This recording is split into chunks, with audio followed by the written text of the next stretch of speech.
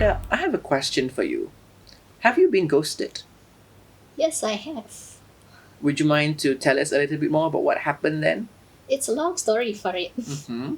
Have you been Of ghosted? course, I have, and I'm sure it is something that a lot of us have had to deal with in the past. Which is why we're going to talk about it today in our sixth episode of the podcast, when friends go MIA, maintaining friendships and connections in adulthood. But before we begin, Ida, I believe you have plenty of stories in the star which you would like to highlight to our listeners. Would Yes, you just a do the few. honors? Yep, just a few. One of it is the deluge of fake engine oils, Farid, that's flooding the market. So consumer groups are calling for more stringent rules and certifications. On the international front, there's a trade war as Donald Trump is about to unleash 104% tariffs on China. If that hasn't created waves, I'm sure this will just create a tsunami.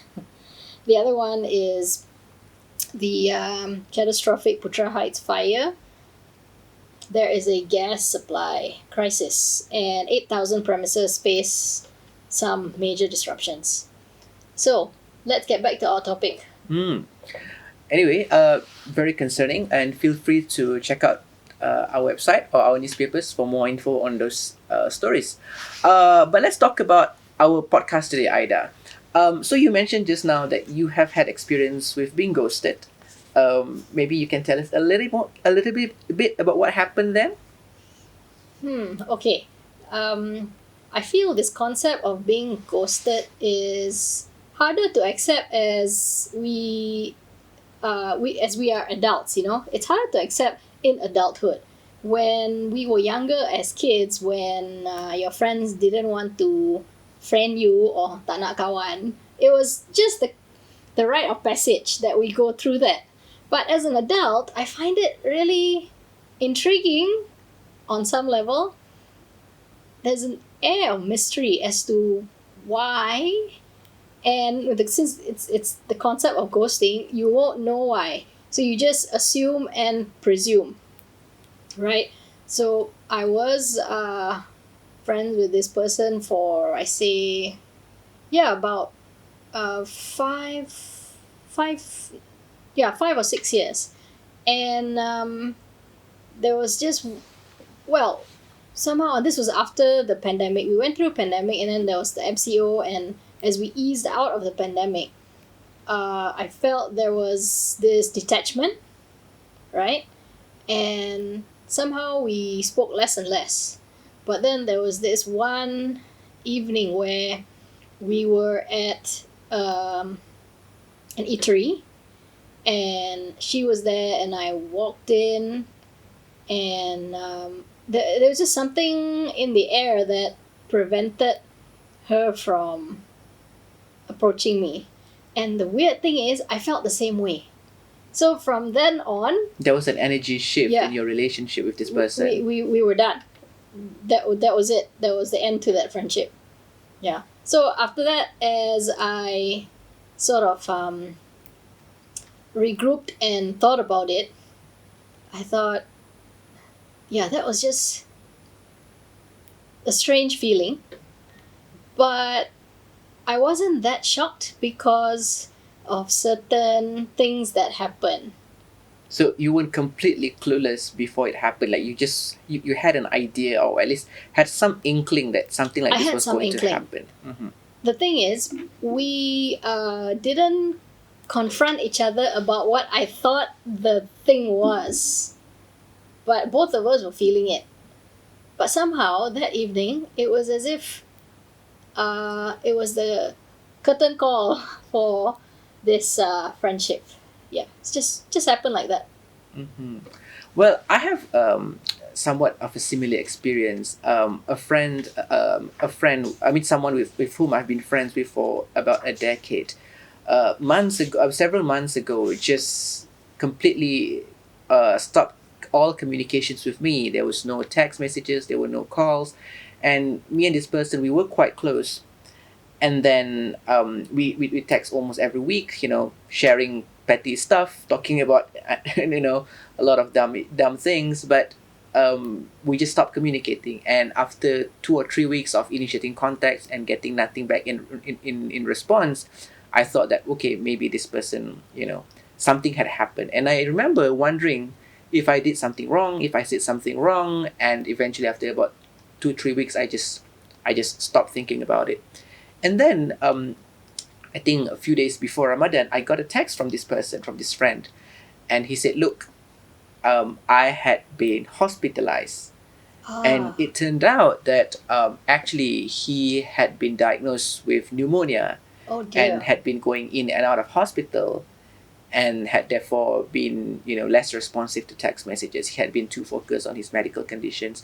And I think I had been there were other instances where I had been ghosted, but I think that when it comes to ghosting, sometimes it might be it might be a good idea to spare someone the benefit of a doubt. When they suddenly vanish off the face of the earth, perhaps that person was dealing with an issue that had nothing to do with you. Especially if you've known this person for a long time. Yes. Yeah. But but luckily for us, we resume our friendship after that.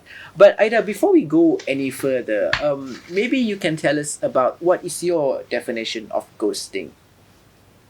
Well, to me, it is this sudden silence. This person just pulls away, with no explanation, and there's no context, or just no explanation given, and over time they just drop out of your life. Yeah, I feel some of the reasons for ghosting when it comes to your longtime friend, right? It could be, on some level, fear or vulnerability.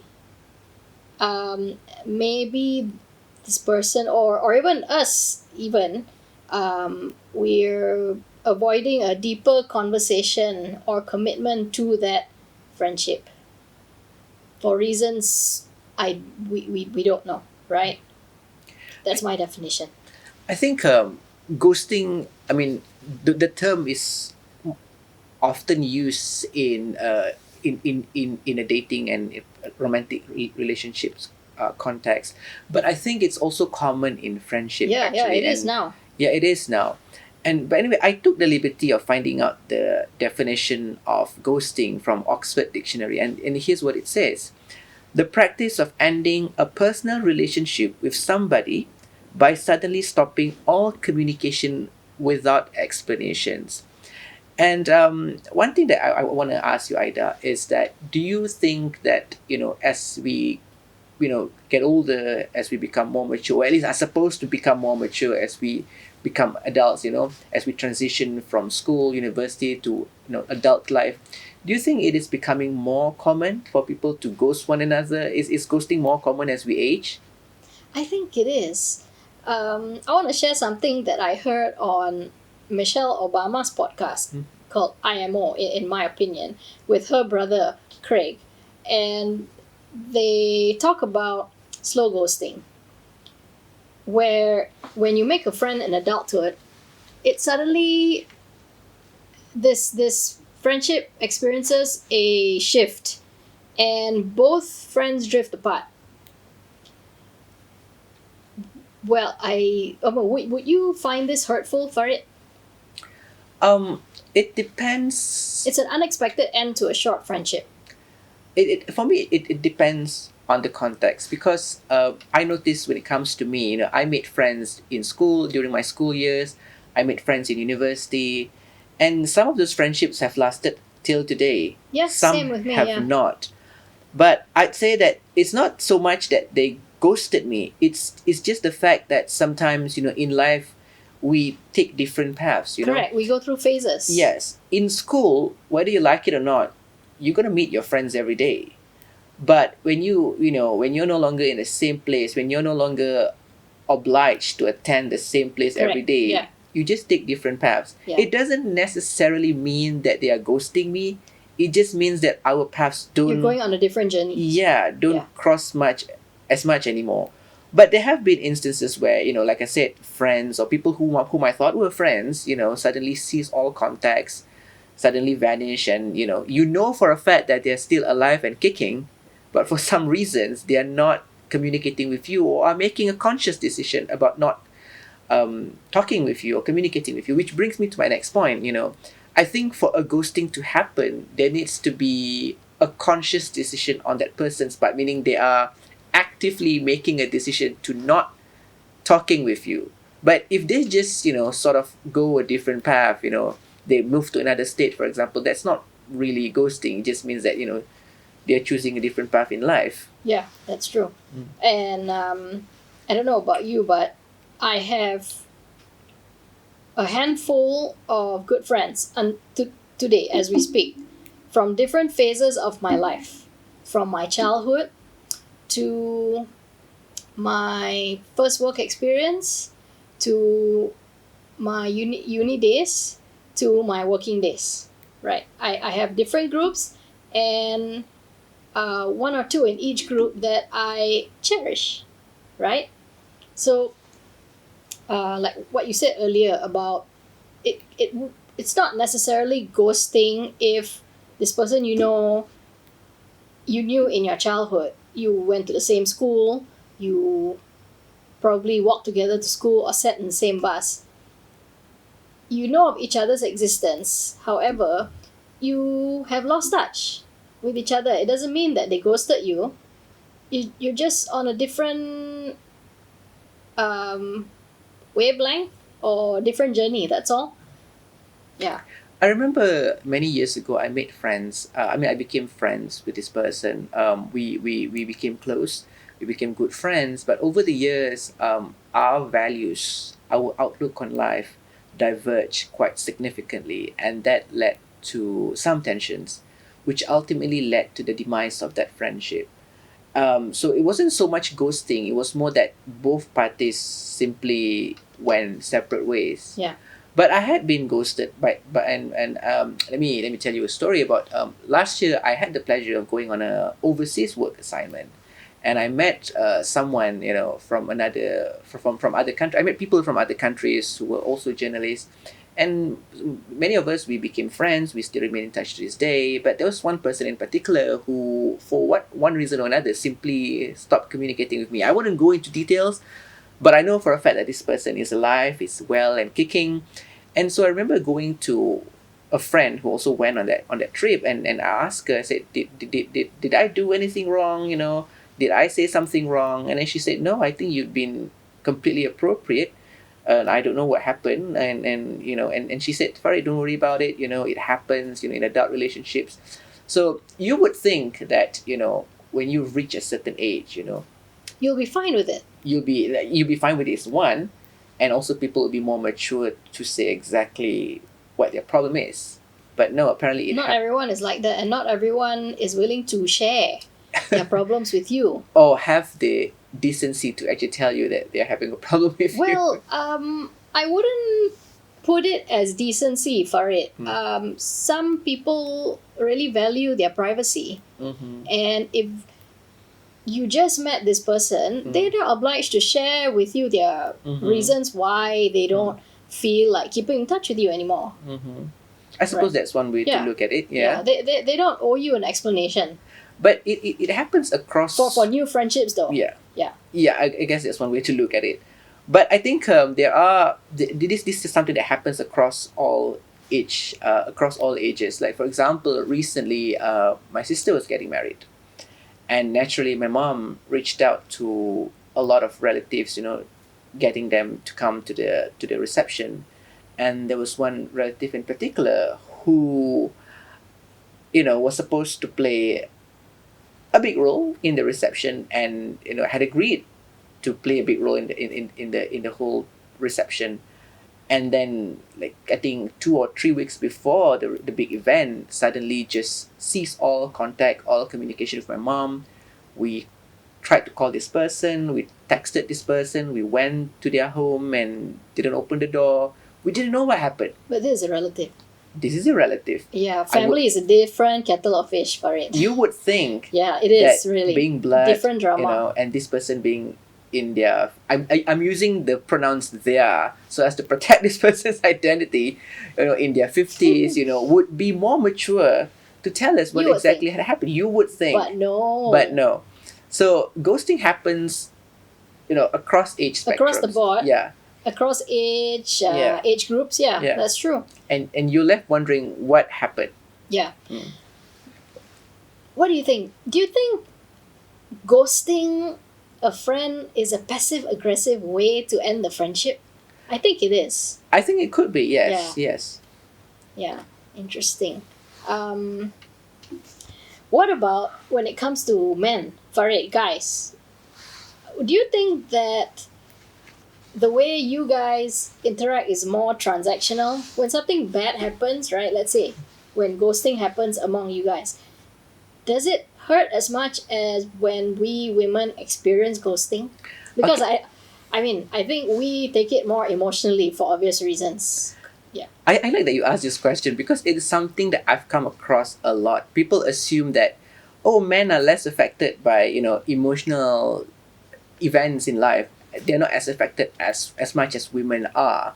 But I think that's a misconception. I think it stems from the fact, it stems from cultural expectations. From a young age, men are told, or boys are told, that you're supposed to, Man up. you're supposed to man up. You're supposed to behave a certain way. You're not supposed to be as emotional. Whereas women are expected to be a little bit more, I think, more expressive with their emotions. But I think ultimately, men are also human, and humans need to work through emotions. And I think in the long run, both men and women suffer for that, because I don't know if you've spoken to many men. No offense, but I've spoken to a lot of men, and I'm a man myself. And I know for a fact that a lot of men sometimes feel like they are being trapped in these social roles that they're expected to play. Right. And then many women are also frustrated with the fact that why aren't my husbands, or why aren't my brothers or my boyfriends or my male friends as expressive with their emotions with me? And I think that both men and women would like it if that wall is broken down a little bit, Right. And so I feel like, to go back to your question, are men equally affected by ghosting or emotional disturbances in their life? I would say yes, they are. They might not show you that they are, because They that's might what not want to talk about it. yeah. And those who talk about it are seen as, that's not manly, that's not, that's a turn off. But yeah, men are definitely just as affected as women. Yeah.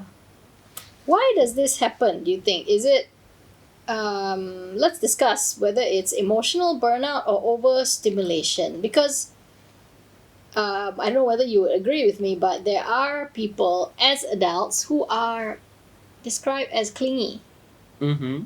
right? So that might be an issue as to why the other person sort of detaches and slowly just sails off into the sunset. If you ask me, I'm not a certified psychologist or or counselors. I don't know if you are. I know that I am, yes. Yes, you are, and I'm not. So take what I said with a grain of salt. To our listeners out there, this is my opinion. I think it's all a coping. People have developed coping mechanisms, Right. depending on their life circumstances and how they grew up. Well, some people are more open to talk about their feelings. Some people are more closed off, and retracting from a certain relationship might be some people's way of coping with whatever issues that arise. I'm not saying it's a healthy coping mechanism, but it is a coping mechanism.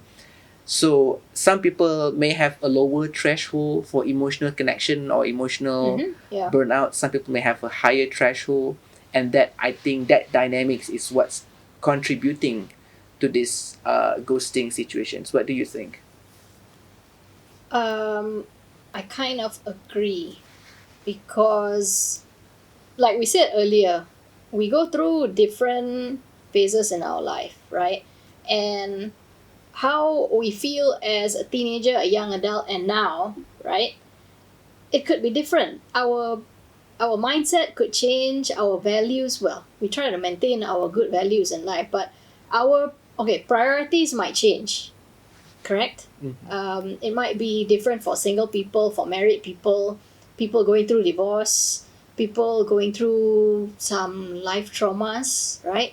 They process it in a different way, right? So at the end of the day, I think communication is the best way to talk it out, communicate properly. Easier said than done, but Correct, necessary. but the reasons for ghosting is, there's no communication. Probably because this person who you just met may not like you for some reason. So they're not going to say, I don't want to continue this because I don't like you. They're not going to say that. I So think they would rather just, okay, I'm just going to back off slowly. Maybe they won't, he or she won't realize and they'll just forget. But the other person might not. And the other person might have really liked you or found you interesting and realize, this is strange that this person's not doesn't want to talk or communicate anymore. Then you go into that rabbit hole of thinking, did I do something wrong? But actually it's just, no, these things happen. They're just not into continuing the relationship. I think I want to go back to when you said when you said that you don't owe someone a communication, and I want to address that before we go any further. For newly built Yes, yes. friendships or your acquaintances. For me, yeah, correct. A person you've known maybe a week or a month. Yeah. I define those people as acquaintances. Even if you still know each other's existence, right? Beyond that, but you don't talk to each other much anymore, right? Or if you're in a WhatsApp group with this person, but you don't talk to each other, that doesn't necessarily mean that you are ghosting each other. No, you're just not talking because maybe you're both busy in your own lives, and the relationship hasn't developed much because you're not talking, you're not sharing, you're not going places, right? Or sharing each other's vulnerabilities. So you're just acquaintances, and that's fine actually. I've read some online threads on this topic where someone posted on Reddit or other online communities where they say, so for example, I'm saying this person has been bullying me, this person has been harassing me, or this person has been making snide comments about me which I don't feel comfortable with. Is it okay for me to ghost this person? And I think it's very important to define clearly what you mean by ghosting. That I don't think when you distance yourself from someone who has been making you uncomfortable or even bullying you, abusing you, harassing you, I don't think that counts as ghosting. I think that counts as you creating a safe space for yourself. I think ghosting is when you and this person has in some ways made an influence on each other's life. You've been friends a long time, you've been committed to one another for quite some time, you've made an impact on each other's lives, and then you cease all contacts. You're not talking to this person, you block them on social media, you stop responding to their WhatsApp messages, you don't pick up their calls. When you're making a conscious decision to stop communicating with this person without any explanation, going back to the definition earlier, that is ghosting. And that I think is what we're talking about here. Aida, can we talk about life transitions, people having jobs, people having kids, people having breakdown in relationships? Could those contribute to ghosting? Sure, and it's back to what I said earlier about your I call this a social bandwidth. Okay. Everyone has one, right? You can be the most jovial social butterfly, but you still have a social bandwidth, right? I think us as journalists, Farid, we meet a lot of people, right? On a daily basis. We communicate with our family. We come to the office, we communicate with colleagues, and we deal with a whole kettle of different characters in the office. And it can be overwhelming. And outside the office too. And outside the office. It can be overwhelming. So when we go home at the end of the day, that quiet and solitude is a solace, right? So I don't know how many friends you have in your circle. But my point is that you can go on for days without having the energy to communicate with your friends because you're dealing with so much already, right? So yeah, that boils down to where you are in your life, your priorities. So for a single people, I suppose we don't have that how to say, that part where we have to look after our spouse or our kids because they need our bandwidth as well, right? When it comes to personal relationships, you choose who you want to prioritize, right? Wouldn't you agree? I agree. I read this one article by a therapist, or I think he's a counselor based in the UK, and he proposed this idea of matching someone's energy. So he said that um, you whatever someone's just if someone invests 20% in you, you invest 20% back at 20% back, and if someone is not interested in communicating with you, you're not gonna increase his interest by investing further into that friendship. What True.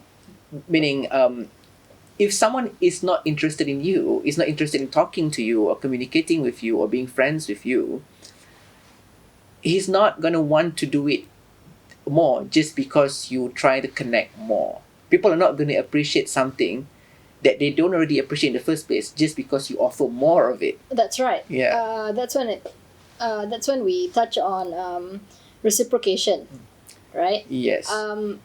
I go through a lot of this in my life. I used to be a people pleaser, but I feel I've consciously tapered down on that because, like you said, I can offer 90% in this friendship. I'm not gonna get 90% back, right? Because this person obviously has other responsibilities, job, kids, their own relationships. So they're not gonna give 90% back, and that's fine. I've learned to accept it. Not everyone can reciprocate with 90%. Some don't even give 50%. But for me, it depends on who are these friends. Friends whom I've known throughout my life. There is an understanding, and we have to understand where they're coming from as well, right? But for newly minted friendships, you make your own choice. I don't encourage ghosting. What I'm saying is communicate. But going back to what I said earlier, if you don't like this person, right? It's hard to tell them I actually don't like you, right? So if the other person communicates with you and asks, "Hey, I haven't heard from you in a while. Is there something wrong?"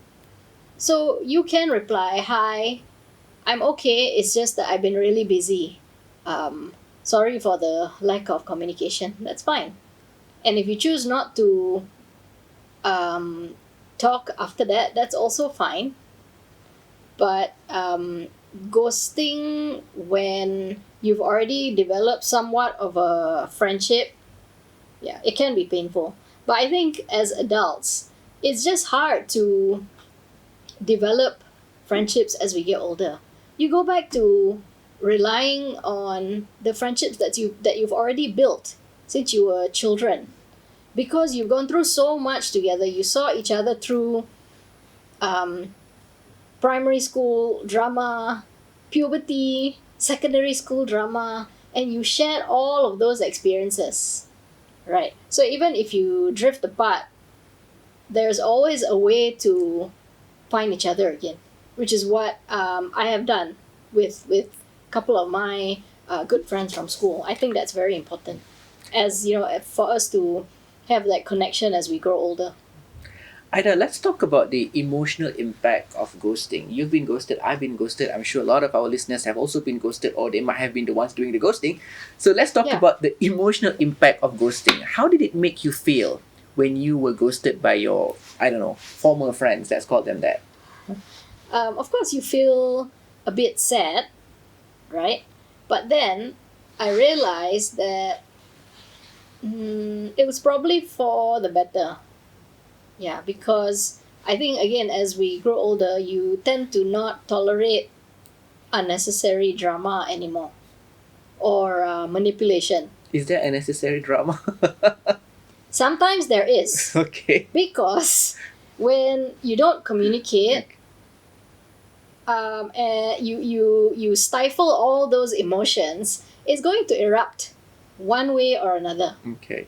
Yes. So sometimes some drama is necessary just to get things out of the way, right? Just Talking it out, yes. talking, shouting, Yeah. whatever, right? Get it out of the way. Sometimes the drama has to happen because that's the only way to tell it, right? So, sorry, what was your question again? The emotional impact of ghosting. How did it make you feel? Obviously, I was a bit sad.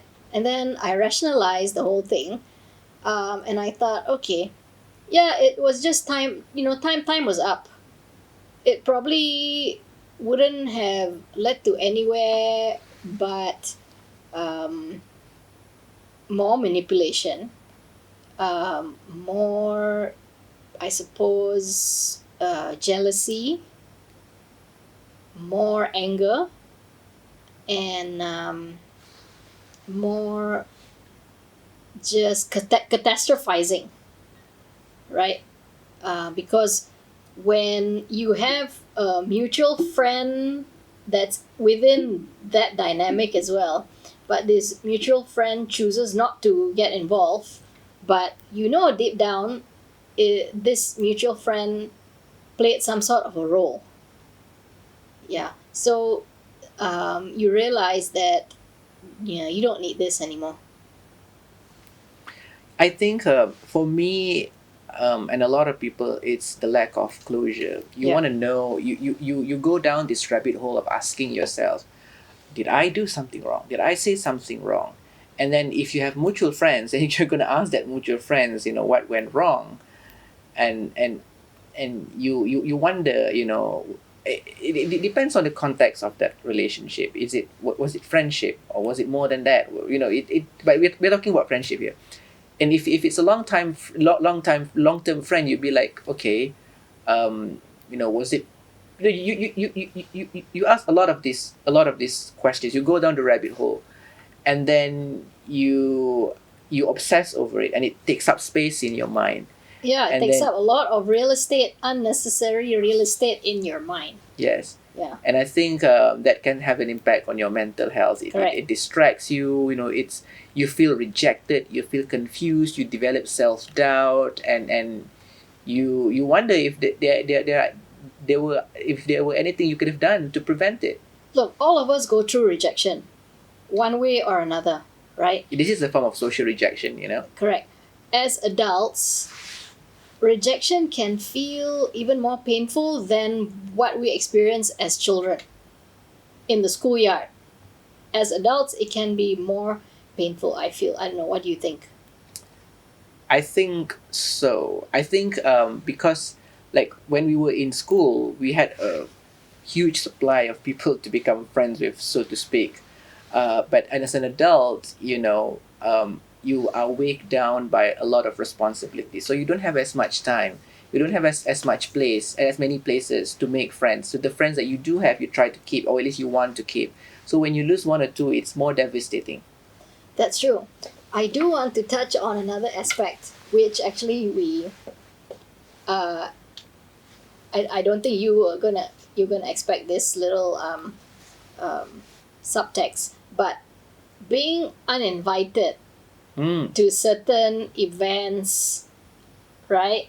By people who you think are your friends, they are your friends.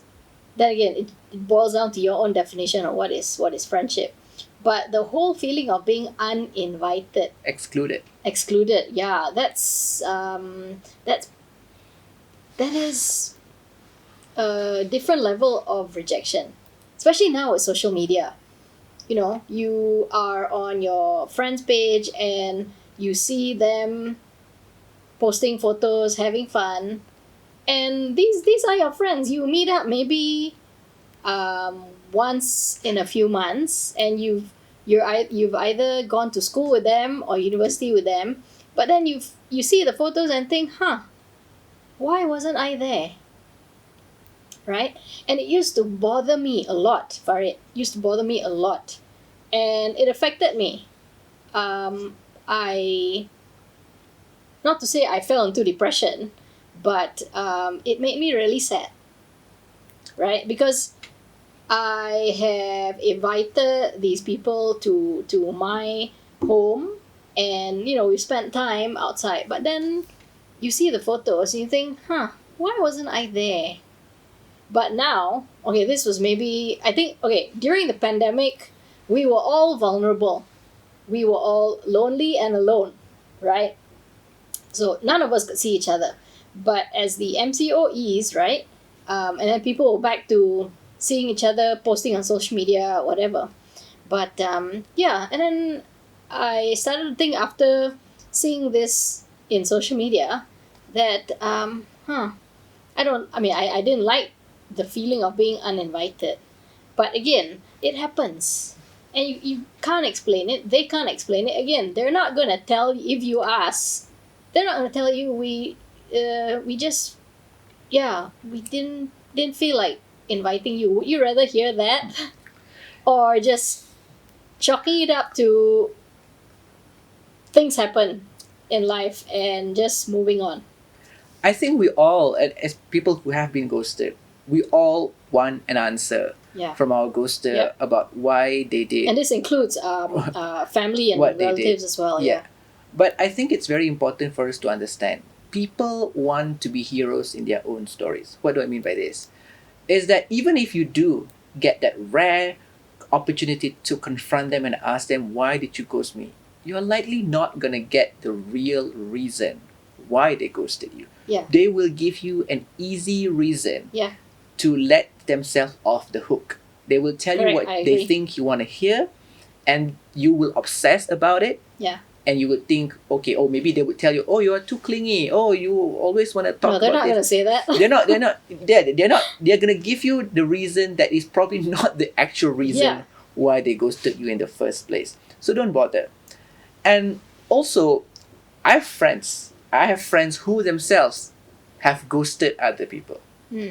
I have one friend in particular. She likes to talk to me, and she told me that I've ghosted a number of people. And so I asked her, why did you do that? She told me, I don't know.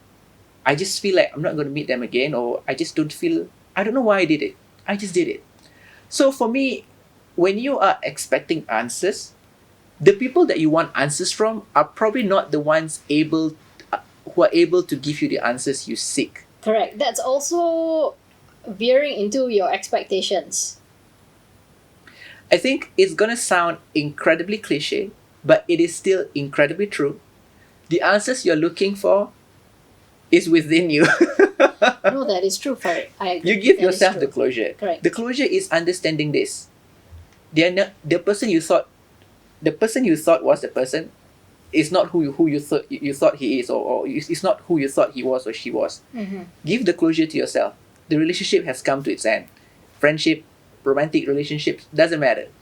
The person has chosen to discard you from their life, and that's the closure you need. Give yourself that closure. Yes, and give yourself some respect as a person, right? As a person with values.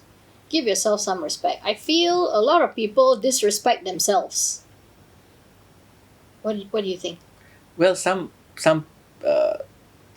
counselors or therapists I watch on YouTube say that's self-abandonment. Mm-hmm. When you chase for someone's approval and at the expense of your own peace of mind. That's pretty much social media, isn't it? You abandon yourself. Yeah. So if someone ghosts you, well, too bad, Casper. I have a lot to offer, and if you're not interested, well, I have other buyers. But I think I want to talk about what can you learn from this experience? Maybe our listeners, I'm sure, if they have listened to this far, then they want to know what can we learn from this experience. What have you learned from your experience, Aida? I have learned that, boy, life and relationships can be painful, hurtful, but they can be beautiful. It's just that um, there is a lot of maintenance that goes into the friendships that you cherish, right? There's a lot of maintenance. It cannot be one sided. However, what I said earlier is that 80%, 20%, you also need to see who you're dealing with. And if you've been friends with this person who you've known since childhood, then you have to understand that, okay, he or she has this to deal with. They might not be able to layan you all the time, and that's fine, right? I feel most important thing is sincerity from within you. If you want to do something nice for your friend, do it, but keep your expectations low. Don't expect them to return the favor, because it might not happen, because they might be genuinely busy, right? And again, we're single people who are managing teenagers, young kids, spouses. It's a different story, right? So what I've learned is to be sincere, have some self-respect and self-care. Well, for me, I mean, I've gone through several ghosting experiences before, but after that many experiences, well, not that many, but I've had experienced ghosting before. I think my key takeaways are this. Number one is that oftentimes it's not a reflection of who you are. Yeah, I agree. The fact that you are even having this conversation with yourselves or even your friends indicates that there is a willingness in you, Yeah. to have that introspection, to want to know how you can do better. That alone indicates that you are someone mature enough to want to have that kind of conversation. The other person who cuts you off without explanations, that is a reflection of that person. It's not a reflection of you Yeah. as a person. So don't internalize that. Number two is what I said before, the answers you're looking for, the person you are asking that from is not going to be able to give that to you. It's like this. Let me give you an analogy. It's like you've been bitten by a snake. And instead of running away from that snake, you are chasing after that snake and asking it, why did you bite me? Why did you bite me? So don't go that and asking, why did you ghost me? No, you're not going to get the answer you want from you want from that person. Yeah, and I heard this thing as well. I forgot where was it? Was it a quote or one of those shots in a YouTube video? It's like the person who you want love, affection from, they're not giving it to you. So it's like you going to the person and demanding chocolates or your favorite sweets, and the person says, I'm sorry, but my pocket's empty, I don't have anything for you, right? Yeah. So yeah, it's an interesting topic. Ghosting, we've all experienced it. Anything else you want to add to the conversation, Aida? No, I think that just my parting thoughts. I think that as we get on with our years in life, it's important to appreciate the people that we have in our circle. It might not be a circle. For me, it could be days, sometimes it's just a hexagon. That's fine, because I know who my friends are. I know who I care for, and that's the most important. And again, it's sincerity and maintaining your expectations. I think for me, with the rise of social media, electronic communications, ghosting has become very commonplace. Whereas a long time ago, we have to write letters. People have to put a lot of thoughts and efforts into connecting with someone. Nowadays, it's easier to connect, but it's also easier to disconnect. Correct. And it makes me more appreciative of the people I have in life, because as I get older, I realize that maintaining connections, maintaining bonds with people has become harder. So Yeah. I cherish and treasure the ones I still have Correct. in my life. But I'm sure this is a very huge topic, and I think we barely covered the surface. Thank you for listening, everyone. Our Life in the City podcast can be viewed on our YouTube channel and at thestar.com.my/metro. And you have any comments, anything to add to this conversation, feel free to drop them in the comments. We'll be happy to see what you have to say. Yeah.